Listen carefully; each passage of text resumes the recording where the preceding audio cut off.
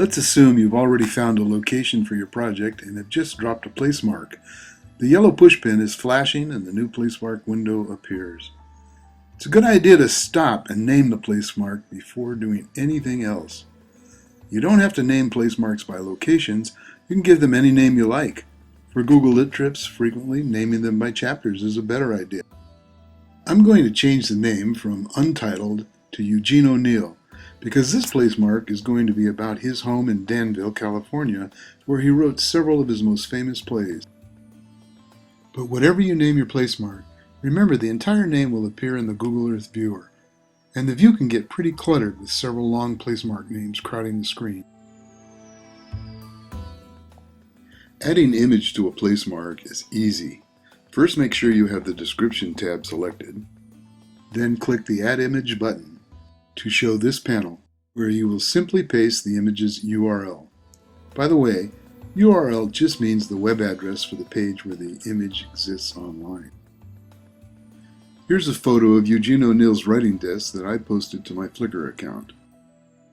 This is a good time to remember to respect the copyright status of any image you want to include in your project.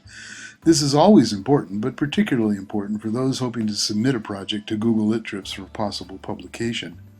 Since this is my own photo, I've labeled the photo with having some rights reserved. Clicking on such links as this will show you what permissions the photographer has established for using the image. By the way, did you know that the copyright status for every image on Wikipedia can be found by simply double-clicking on the image? And that, with very few exceptions, just about every image is copyright friendly. Okay, once you've determined the copyright status of an image, it's time to find the image address. It's important to know that the web address at the top of the page is not the URL we need. That is the URL for this entire page, text and images and links and all. Did you know that every image on the internet has its very own page? That is the URL we need to find and copy. It's easy to find. Just right-click on the photograph and a pop-up window with several choices appears. The specific choices that appear depend upon which internet browser you are using and whether you're using a Mac or a PC. But among the choices you'll see will be one that asks you if you'd like to copy the image address. Be careful not to select Copy Image. You don't want the image, you want the image address. By simply selecting Copy Image Address, that address is automatically copied to your computer's memory. Once you've selected the menu item for copying the image address, it's time to go back to Google Earth and paste the image address here. There's no need to keep the Flickr page open, so I'll close it. Then click the OK button and Google will create the code it needs and paste it in the description window for you. Now when you close the placemark window and click on your placemark, you'll see that you've done it. It's as simple as finding an appropriate image on the internet, copying the correct URL address for the image, knowing where to paste it. Of course, if you're willing to learn just a tiny bit of code, you can do a couple of really cool tricks. Here's the code that Google created for you. Here I've grayed out some of the code text. Essentially, the code tells your computer three things. The first part of the code in light gray says, I want you to go get an image from the internet.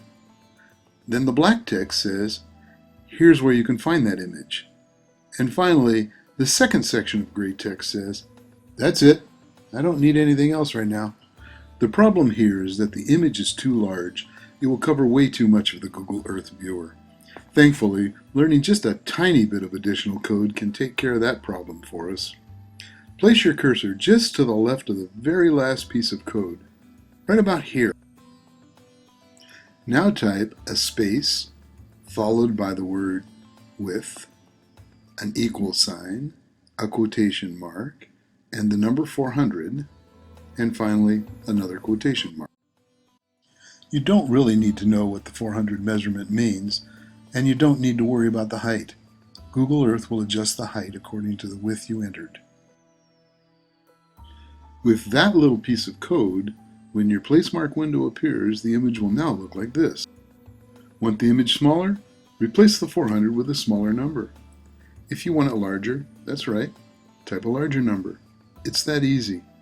And that's all there is to resizing images. So now that you're an accomplished coder, here's one more easy trick with images. To put a nice border around the image, just add this code and change the number to increase the border thickness. Can you see the difference? Here, let me enlarge the two windows for you. Not only does the thin line look nice, but it also helps define the edges of an image when the edges include large areas of white, like in pictures with clouds or snow. So adding images, resizing the images, and adding a nice border are really very simple tasks. In our next tutorial, we'll add a caption and the all-important image citation.